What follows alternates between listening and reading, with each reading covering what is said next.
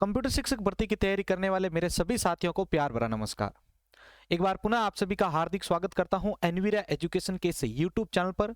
और आपने अभी इस वीडियो को इसलिए क्लिक किया है क्योंकि आप बेसिक और वरिष्ठ कंप्यूटर अनुदेशक के अंतर्गत फर्स्ट पेपर की बेहतरीन तरीके से तैयारी करना चाह रहे हैं, और उसी को ध्यान में रखते हुए मैंने आप सभी के लिए इंपॉर्टेंट राजस्थान जीके के प्रश्नों की सीरीज आज जो है स्टार्ट करने का निर्णय लिया है।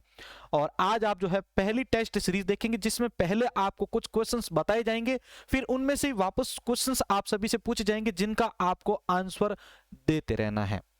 ठीक है, आज से ये टेस्ट सीरीज शुरू हो रही है और डेफिनेटली मैं आपको पूरा गारंटीड बोल सकता हूं कि अगर आपने लास्ट तक ये सभी टेस्ट सीरीज ज्वाइन कर ली तो आपके एक भी क्वेश्चन बाहर नहीं जाने देंगे। ठीक है ना, जितने भी क्वेश्चंस आपके सामने मैं रख रहा हूं वे सारे के सारे क्वेश्चन जो हैं बेहतरीन जो गाइड्स हैं उनके बेस पर तैयार किए हैं मैंने, और हैंड रिटन नोट्स हैं सारे के सारे, तो आप उनको जो है बाद में डाउनलोड भी कर सकते हैं। आज की वीडियो को शुरू करने से पहले मेरे सभी साथियों से मैं एक और रिक्वेस्ट करना चाहूंगा कि आपने अभी तक हमारे चैनल को सब्सक्राइब नहीं किया तो सब्सक्राइब भी जरूर कर दीजिएगा। चलिए शुरू करते हैं आज की इस टेस्ट सीरीज की वीडियो को। तो पहले जो क्वेश्चंस हैं उनके आंसर आपको मैं बताते रहूंगा, उसके बाद इन्हीं में से क्वेश्चंस को वापस दोहराया जाएगा जिसका आंसर आपको देते रहना है। चलिए शुरू करते हैं आज की इस वीडियो को।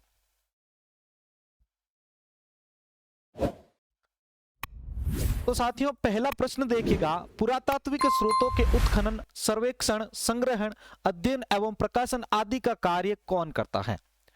पुरातात्विक स्रोतों के उत्खनन, सर्वेक्षण, संग्रहण, अध्ययन एवं प्रकाशन आदि का कार्य कौन करता है? तो इस प्रश्न का उत्तर होगा भारतीय पुरातत्व सर्वेक्षण विभाग। भारतीय पुरातत्व सर्वेक्षण विभाग द्वारा जो है पुरातात्विक स्रोतों का उत्खनन करना, सर्वेक्षण करना, उनका संग्रहण करना, उनका अध्ययन करना और उनको प्रकाशित करना आदि कार्य किया जाता है भारतीय पुरातत्व सर्वेक्षण विभाग की तरफ से। दूसरा प्रश्न है, भारत में राजस्थान में पुरातात्विक सर्वेक्षण कार्य सर्वप्रथम कब और किसने किया था? राजस्थान में पुरातात्विक सर्वेक्षण कार्य जो है सर्वप्रथम कब और किसने किया था? तो इस प्रश्न का उत्तर होगा 1871 में जो है सर्वप्रथम राजस्थान में पुरातात्विक सर्वेक्षण कार्य जो है आरंभ हुआ था, और इसे जो है ACL कार्लाइल के नेतृत्व में किया गया था। आगे बढ़ते हैं प्रश्न संख्या 3 की ओर। तीसरा प्रश्न है, प्रारंभिक अभिलेखों की भाषा कौन सी है? प्रारंभिक अभिलेखों की भाषा कौन सी है? संस्कृत है। और इवन आप जितने भी अभिलेख देखेंगे तो उसमें मैक्सिमम जो अभिलेख हैं वो संस्कृत भाषा के अंदर ही लिखे गए हैं। चौथा प्रश्न है आपका, जिन अभिलेखों में मात्र किसी शासक की उपलब्धियों की यशोगाथा होती है उसे क्या कहा जाता है? जिन अभिलेखों में मात्र किसी शासक की उपलब्धियों की यशोगाथा होती है उसे क्या कहा जाता है? तो इस प्रश्न का उत्तर होगा प्रशस्ति। क्या कहा जाता है साथियों? उनको प्रशस्ति कहा जाता है। अभिलेखों के अध्ययन को क्या कहा जाता है? अभिलेखों के जो अध्ययन होते हैं तो उनको क्या कहा जाता है? तो अभिलेखों का अध्ययन करना एपिग्राफी कहलाता है। आगे प्रश्न संख्या 6 है, भारत का पहला संस्कृत का अभिलेख कौन सा है? भारत का पहला संस्कृत का अभिलेख कौन सा है? तो इस प्रश्न का उत्तर होगा शक शासक रुद्रादमन का जूनागढ़ अभिलेख जो है भारत का पहला जो है संस्कृत का अभिलेख है। शक शासक रुद्रादमन का जूनागढ़ अभिलेख। आगे 7वां प्रश्न है, बाबरू शिला फलक कहां से मिला है? या आप इसको अभिलेख भी कह सकते हैं। बाबरू शिला अभिलेख कहां से मिला था? तो इस प्रश्न का उत्तर होगा विराट नगर में बीजक की पहाड़ी से। ये क्वेश्चन इस प्रकार से आया हुआ है, विराट नगर की बीजक की पहाड़ी से कौन सा अभिलेख प्राप्त हुआ है, कौन सा शिलाफलक प्राप्त हुआ है? तो इस प्रश्न का उत्तर होगा आपके बाबरू शिलाफलक है जो विराट नगर में बीजक की पहाड़ी से प्राप्त किया गया है। आगे 8वां प्रश्न आ रहा है, कौन सा अभिलेख अशोक को बौद्ध सिद्ध करता है? कौन सा अभिलेख अशोक को बौद्ध सिद्ध करता है? तो इस प्रश्न का उत्तर होगा विराटनगर अभिलेख जयपुर। विराटनगर अभिलेख जो है वो जयपुर में है, और यही विराटनगर अभिलेख जो है वो अशोक को बौद्ध सिद्ध करता है, क्योंकि इसमें जो है इनको अशोक बौद्ध इसमें इनको जो है त्रिरत्न के द्वारा जो है इनको दिखाया गया है। आगे बढ़ते हैं प्रश्न संख्या 9 की ओर। 9वां प्रश्न है, गोसुंडी शिलालेख किसके द्वारा प्रकाशित करवाया गया है? गोसुंडी शिलालेख किसके द्वारा प्रकाशित करवाया गया है? तो इस प्रश्न का उत्तर होगा डॉक्टर D.R. भंडारकर द्वारा। किसके द्वारा करवाया गया है साथियों? Doctor D.R. भंडारकर द्वारा गोसुंडी शिलालेख प्रकाशित करवाया गया है। तो यहां पर 9वां प्रश्न भी क्लियर हो चुका है। आगे बढ़ते हैं 10वें प्रश्न की ओर।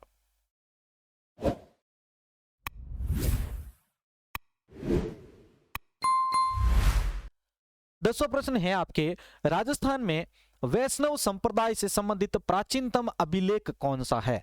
राजस्थान में वैष्णव संप्रदाय से संबंधित प्राचीनतम अभिलेख कौन सा है? जल्दी से सभी कमेंट बॉक्स में इसका आंसर बताएं। राजस्थान में वैष्णव संप्रदाय से संबंधित प्राचीनतम अभिलेख कौन सा है? तो इस प्रश्न का उत्तर होगा गोसुंडी शिलालेख चित्तौड़गढ़। कौन सा? गोसुंडी शिलालेख चित्तौड़गढ़। गोसुंडी शिलालेख से संबंधित क्वेश्चन एग्जाम में आते रहते हैं, ध्यान रखिएगा। और ये क्वेश्चन आ चुका है, अश्वमेध यज्ञ करने का वर्णन किस अभिलेख से मिलता है? अश्वमेध यज्ञ करने का वर्णन जो है वो किस अभिलेख में देखने को मिलता है? तो इस प्रश्न का उत्तर होगा गोसुंडी शिलालेख में। अश्वमेध यज्ञ करने का जो वर्णन है वो गोसुंडी शिलालेख में देखने को मिलता है। आगे 12वां प्रश्न है, मितोल माता के मंदिर में कौन सा शिलालेख प्राप्त हुआ था? मितोल माता के मंदिर से कौन सा शिलालेख प्राप्त हुआ था? मितोल माता के मंदिर से कौन सा शिलालेख प्राप्त हुआ था? तो इस प्रश्न का उत्तर होगा बरली का शिलालेख जो है वो मितोल माता के मंदिर से प्राप्त हुआ था। आगे 13वां प्रश्न है, चित्तौड़गढ़ का निर्माण किसने करवाया था? चित्तौड़गढ़ का निर्माण किसने करवाया था? तो इस प्रश्न का उत्तर है चित्रांगद मौर्य के द्वारा चित्तौड़गढ़ का निर्माण करवाया गया है। चित्रांगद मौर्य के द्वारा चित्तौड़गढ़ का निर्माण करवाया गया है। आगे प्रश्न संख्या 14वां है, चित्रांगद मौर्य का उल्लेख किस अभिलेख में देखने को मिलता है? चित्रांगद मौर्य का उल्लेख किस अभिलेख में देखने को मिलता है? ध्यान रखिएगा, इन राजस्थान साहित्य के मतलब राजस्थान के जो इतिहास के जो स्रोत हैं उनमें से क्वेश्चन 1 या 2 जरूर आएंगे, इसलिए इनको आप याद रखिएगा। और इस वीडियो के अंत में भी वापस इसमें से क्वेश्चन आएंगे तो आप उनका आंसर भी देना है आपको, ध्यान रखिएगा। तो पूरा ध्यान से देखते रहे क्वेश्चन को। चित्रांगद मौर्य का उल्लेख किस अभिलेख में देखने को मिलता है? तो इस प्रश्न का उत्तर होगा मानमोरी अभिलेख चित्तौड़गढ़। मानमोरी अभिलेख चित्तौड़गढ़ जो है उसके अंतर्गत चित्रांगद मौर्य का उल्लेख देखने को मिलता है। आगे 15वां प्रश्न है, नानसा यूप के भी क्वेश्चन एग्जाम में आते हैं। नानसा यूप स्तंभ लेख की स्थापना किसके द्वारा की गई थी या किसने की थी? नानसा यूप स्तंभ लेख की स्थापना किसने की थी? तो इस प्रश्न का उत्तर होगा सोम ने। नानसा यूप स्तंभ लेख की स्थापना किसके द्वारा की गई है? सोम के द्वारा की गई है।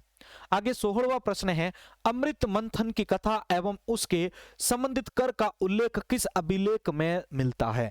अमृत मंथन की कथा तथा उससे संबंधित कर का उल्लेख किस अभिलेख में देखने को मिलता है? मानमोरी अभिलेख में देखने को मिलता है। कौन से अभिलेख में? मानमोरी अभिलेख के अंदर जो है इसका उल्लेख देखने को मिलता है, अमृत मंथन की कथा और उससे संबंधित कर का लेख। आगे 17वां प्रश्न है, बड़वा यूप अभिलेख कहां से मिला था? बड़वा यूप अभिलेख जो है वो कहां से मिला था? तो इस प्रश्न का उत्तर होगा बड़वा ग्राम कोटा से। बड़वा यूप अभिलेख जो है वो बड़वा ग्राम कोटा से जो है प्राप्त किया गया था। आगे 18वें प्रश्न की ओर बढ़ते हैं।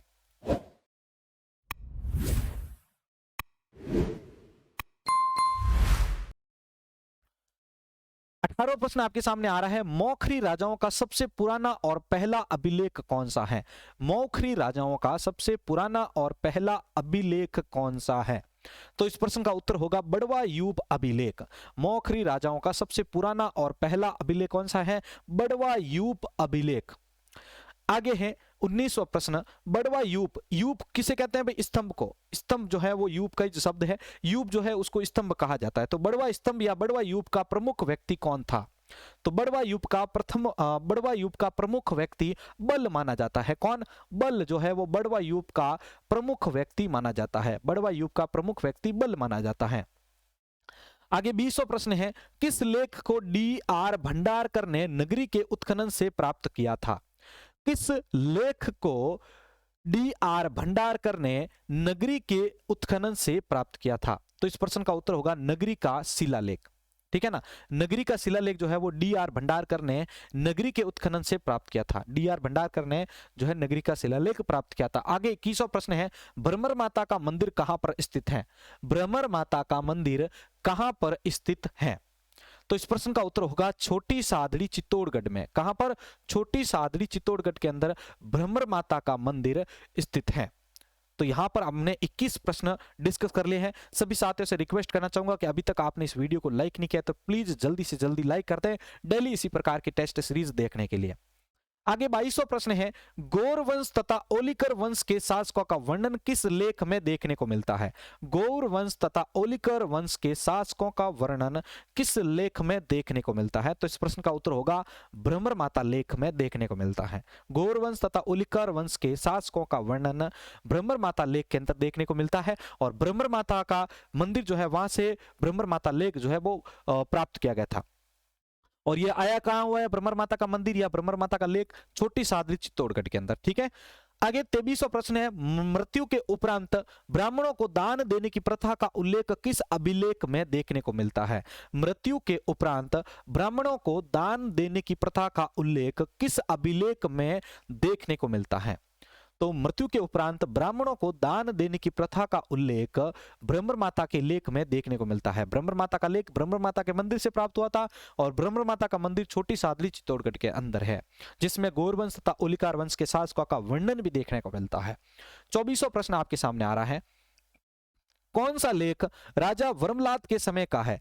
कौन सा लेख राजा वर्मलाद के समय का है? अगर क्वेश्चन ऐसा एग्जाम में आ जाता है कि निम्न में से कौन सा लेख राजा वर्मलाद के समय का है, तो इसका उत्तर होगा बसंतगढ़ का लेख। कहां पर? बसंतगढ़ का लेख जो है वो आपके राजा वर्मलाद के समय का माना जाता है। ठीक है, तो यहां पर यह आपके क्लियर होता है 24वां प्रश्न। 25वां प्रश्न है, राजस्थान शब्द का प्रयोग, राजस्थान शब्द का प्राचीन प्रयोग, प्राचीनतम प्रयोग राजस्थानी द्वितीय किस अभिलेख में हुआ है? प्रश्न को ध्यान से समझ लीजिएगा, इंपॉर्टेंट क्वेश्चन है। राजस्थान शब्द का प्राचीनतम प्रयोग राजस्थानी यादित्य किस अभिलेख में हुआ है? तो बसंतगढ़ अभिलेख में राजस्थान का प्राचीनतम नाम था राजस्थानी यादित्य, उसका अभिलेख, उसका जो है उल्लेख देखने को मिलता है। ठीक है, या प्रयोग देखने को मिलता है बसंतगढ़ अभिलेख में। आगे 26वां प्रश्न है, शामोली शिलालेख कहां से प्राप्त किया गया है? शामोली शिलालेख कहां से जो है प्राप्त किया गया है? शामोली शिलालेख कहां से प्राप्त किया गया है? तो इस प्रश्न का उत्तर होगा भोमट तहसील शामोली गांव से। कहां पर से? भोमट तहसील शामोली गांव से जो है शामोली शिलालेख प्राप्त किया गया है। शामोली गांव से शामोली शिलालेख, और ये भोमट तहसील के अंतर्गत आती है। आगे है शामोली शिलालेख, यानी सॉरी, कौन सा शिलालेख मेवाड़ के गुइल राजा शिलादित्य के समय का है? तो क्वेश्चन एक एक देखो, आपको हर एक लाइन के ऊपर मैंने 2-2 3-3 क्वेश्चन बनाए हैं ताकि कोई भी क्वेश्चन आपके बाहर ना जाए एग्जाम में। कौन सा शिलालेख मेवाड़ के गुहिल राजा शिलादित्य के समय का है? कौन सा शिलालेख मेवाड़ के गुहिल राजा शिलादित्य के समय का है? तो इस प्रश्न का उत्तर होगा शामोली शिलालेख। कौन सा? शामोली शिलालेख जो है वो आपके मेवाड़ के गुहिल राजा शिलादित्य के समय का माना जाता है। आगे बढ़ते हैं प्रश्न संख्या 28 की ओर। 28वां प्रश्न है, किस शिलालेख से मेवाड़ के गुहिल वंश के समय की आर्थिक तथा साहित्यिक स्थिति का पता चलता है? वेरी इंपॉर्टेंट क्वेश्चन है। किस शिलालेख से मेवाड़ के गुहिल वंश के समय की आर्थिक तथा साहित्यिक स्थिति का पता चलता है? तो इस प्रश्न का उत्तर होगा शामोली शिलालेख। कौन सा होगा? शामोली शिलालेख। शामोली शिलालेख से जो है मेवाड़ के गुहिल वंश के समय की आर्थिक तथा साहित्यिक स्थिति का पता चलता है। आगे बढ़ते हैं प्रश्न संख्या 29वीं की ओर। 29वां प्रश्न है, कुंडेश्वर के मंदिर में कौन सा शिलालेख मिला था? कुंडेश्वर के मंदिर से कौन सा शिलालेख प्राप्त हुआ था? तो इस प्रश्न का उत्तर होगा अपराजित का शिलालेख। कौन सा? अपराजित का शिलालेख जो है वो कुंडेश्वर मंदिर से प्राप्त हुआ था। और आगे 30वां प्रश्न है, किस अभिलेख में मौर्य वंशी राजा धवल का उल्लेख मिला? यह भी इंपॉर्टेंट क्वेश्चन है। ठीक है, किस अभिलेख में मौर्य वंशी राजा धवल का उल्लेख मिलता है? तो इस प्रश्न का उत्तर होगा कणस्वा अभिलेख। किस अभिलेख में मौर्य वंशी राजा धवल का उल्लेख मिलता है? तो इस प्रश्न का उत्तर होगा कणस्वा अभिलेख। तो साथियों, अभी आपने आज की टेस्ट सीरीज के 30 प्रश्न देखे हैं।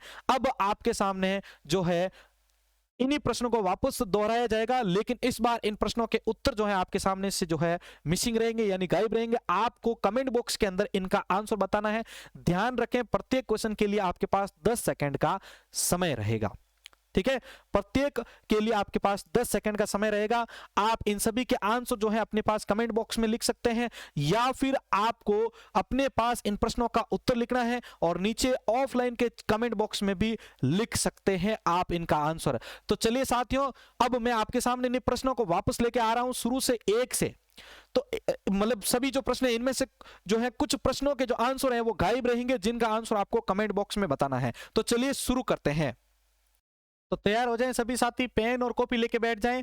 अब जो क्वेश्चंस के आंसर मिसिंग है उनके आंसर आपको कमेंट बॉक्स में लिखने हैं अपने पास। पहले आप नोट डाउन कर सकते हैं नोटबुक में, उसके बाद आप नीचे चैट बॉक्स में, जो नीचे वीडियो के नीचे जो कमेंट बॉक्स है वहां पर आप भेज सकते हो, या उस इमेज को क्लिक करके आप हमारे टेलीग्राम ग्रुप के अंदर भी शेयर कर सकते हो। तो चलिए शुरू करते हैं। पहला प्रश्न आपके सामने, जो मिसिंग आंसर है उनके आंसर आपको क्वेश्चन मार्क के साथ जो है आपको बताना है कि इसका आंसर ये होगा। ठीक है, चलिए अब यहां पर आपके सामने देखिए पहले प्रश्न, पुरातात्विक स्रोतों के उत्खनन, सर्वेक्षण, संग्रहण, अध्ययन एवं प्रकाशन आदि का कार्य कौन करता था? भारतीय पुरातत्व सर्वेक्षण विभाग। राजस्थान में पुरातात्विक सर्वेक्षण कार्य सर्वप्रथम कब और किसने किया था? 1870 में ACL कार्लाइल ने। तीसरा प्रश्न देखिए, प्रारंभिक अभिलेखों की भाषा कौन सी है? तो इस प्रश्न का आंसर जो है अभी इस बार मिसिंग है, तो आप सभी को बताना है इसका आंसर क्या होगा। आप चाहें तो अपने पास लिख सकते हैं, और अभी आप चाहें तो ट्राई कर सकते हैं, कमेंट बॉक्स में लिख सकते हैं। आपके पास 10 सेकंड का समय है।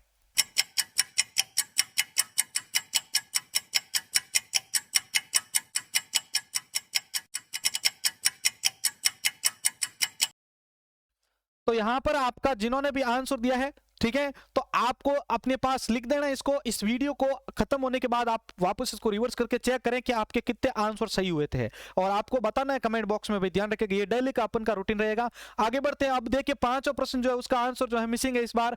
अभिलेखों के अध्ययन को क्या कहा जाता है? अभिलेखों के अध्ययन को क्या कहा जाता है? आंसर बताएं।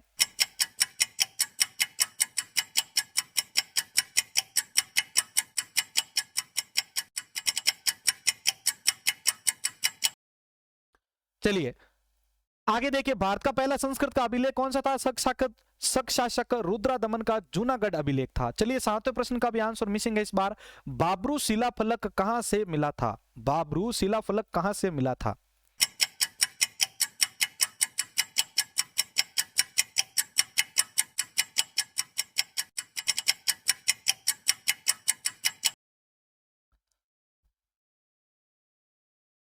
तो यहां पर सभी ने इसका भी आंसर दे दिया होगा और अपने पास लिख भी लिया होगा। ठीक है, जरूर ट्राई करिएगा साथियों, क्योंकि जितना ट्राई करेंगे उतना अच्छा आपके लिए रहेगा। आगे बढ़ते हैं। देखिए 8वां प्रश्न, कौन सा अभिलेख अशोक को बहुत सिद्ध करता है? तो विराटनगर अभिलेख, जयपुर। 10वें प्रश्न का 9वें प्रश्न का जो आंसर है मिसिंग है। देखिए गोसुंडी शिलालेख किसके द्वारा प्रकाशित कराया गया है? ठीक है ना, गोसुंडी शिलालेख किसके द्वारा प्रकाशित करवाया गया है? सभी आंसर बताएं इसका।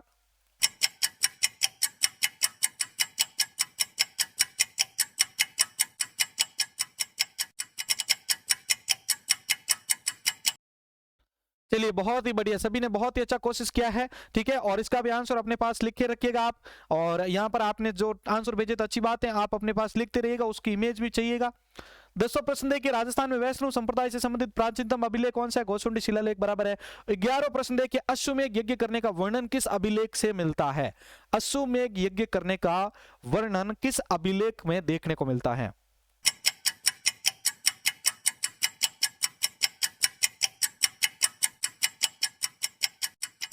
बहुत ही शानदार, सभी बहुत ही अच्छा प्रयास कर रहे हैं।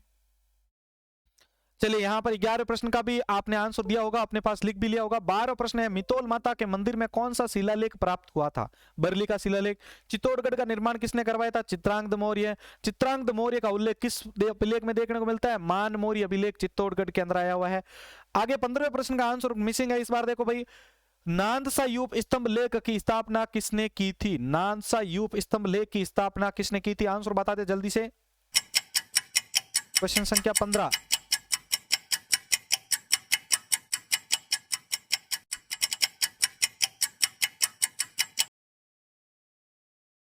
चलिए यहां पर आपके 15वें प्रश्न के लिए भी आपने आंसर बता दिया। 16वां प्रश्न है, अमृत मंथन की कथा एवं उससे संबंधित कर का उल्लेख किस अभिलेख में मिलता है?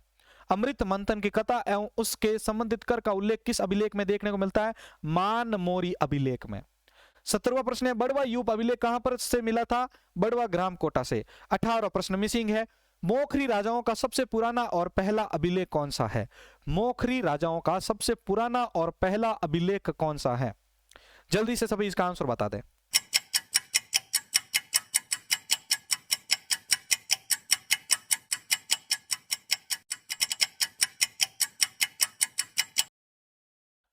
तो तो देखिए मौखरी राजाओं का सबसे पुराना और पहला अभिलेख कौन सा है, आप सभी ने इसका आंसर दे दिया है।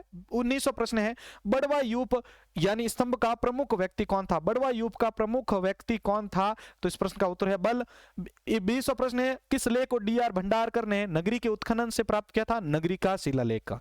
ब्रह्म माता का मंदिर कहां स्थित है, चित्तौड़गढ़ में। चलिए अब आ गया क्वेश्चन और मिसिंग आपके, गौरवंश तथा ओलिकार वंश के शासकों का वर्णन किस लेख में देखने को मिलता है, गौरवंश तथा ओलिकर वंश के शासकों का वर्णन किस अभिलेख में देखने को मिलता है।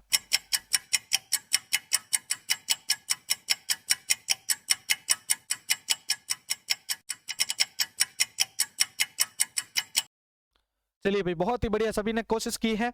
और अब 2300 प्रश्न है, मृत्यु के उपरांत ब्राह्मणों को दान देने की प्रथा का उल्लेख अभिलेख किस अभिलेख में देखने को मिलता है, ब्रह्म माता के अभिलेख में देखने को मिलता है।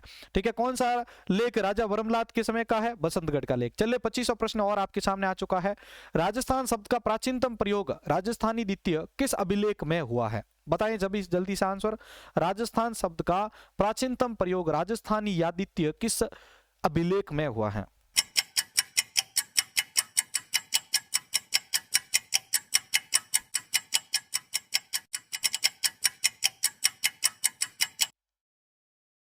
चलिए भाई इसी का आंसर दे दिया होगा सभी ने। 2600 प्रश्न है, सामोली शिलालेख कहां से प्राप्त किया गया है, सामोली शिलालेख कहां से प्राप्त किया गया है, भोमट तहसील सामोली गांव से। कहां से, भोमट तहसील सामोली गांव से शिलालेख प्राप्त किया गया है। 2700 प्रश्न आ चुका है, कौन सा शिलालेख मेवाड़ के गुहिल राजा शिलादित्य के समय का है, कौन सा शिलालेख मेवाड़ के गुहिल राजा शिलादित्य के समय का है, सभी बताएं जल्दी से आंसर।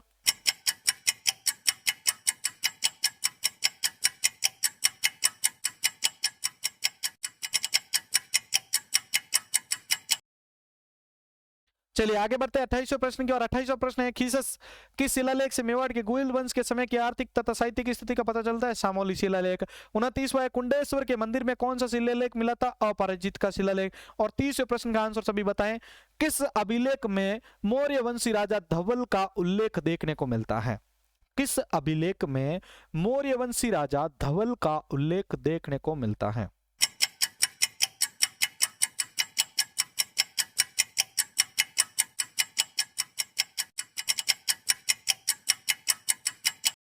चलिए भाई बहुत ही बढ़िया, सभी ने बहुत ही अच्छा कोशिश किया है। और आज अभी जो क्वेश्चंस थे जिनका आंसर मिसिंग था, तो इनका आंसर जिन्होंने भी दिया है और जिन्होंने नहीं दिया है अभी तक, जिन्होंने अपने पास पेज पर लिख दिया है, तो वे पहले वीडियो के नीचे जो कमेंट बॉक्स है अलग से, वहां पर सभी लिख दें, अपना नाम लिखें ऊपर, ताकि कल जो है आने से पहले आपका नाम भी यहाँ पर जो है अनाउंस हो सके। तो उसके लिए यहाँ पर आपको जो है जो भी आंसर आपने बनाए उनके आंसर आपको नीचे कमेंट बॉक्स में दे देना है, जिन्होंने भी आंसर दिए हैं, अच्छी बात है। ठीक है, और आप अगर इस पीडीएफ को डाउनलोड करना चाहते हैं तो टेलीग्राम चैनल से डाउनलोड कर सकते हैं। ठीक है, हमारे फेसबुक और इंस्टाग्राम आप पेज के साथ भी जरूर जुड़े। ठीक है, और चैनल के ऊपर पहली बार अगर आप जुड़े तो वीडियो को लाइक भी जरूर कर लीजिएगा भाई, और चैनल को सब्सक्राइब कर लीजिए ताकि कल वाली टेस्ट सीरीज आपसे मिसिंग ना रहे। इसी के साथ मैं संपत लिल्लड़ आप सभी से अलविदा लेता हूं, मिलते हैं एक और नई टेस्ट सीरीज के साथ। जय हिंद, जय भारत।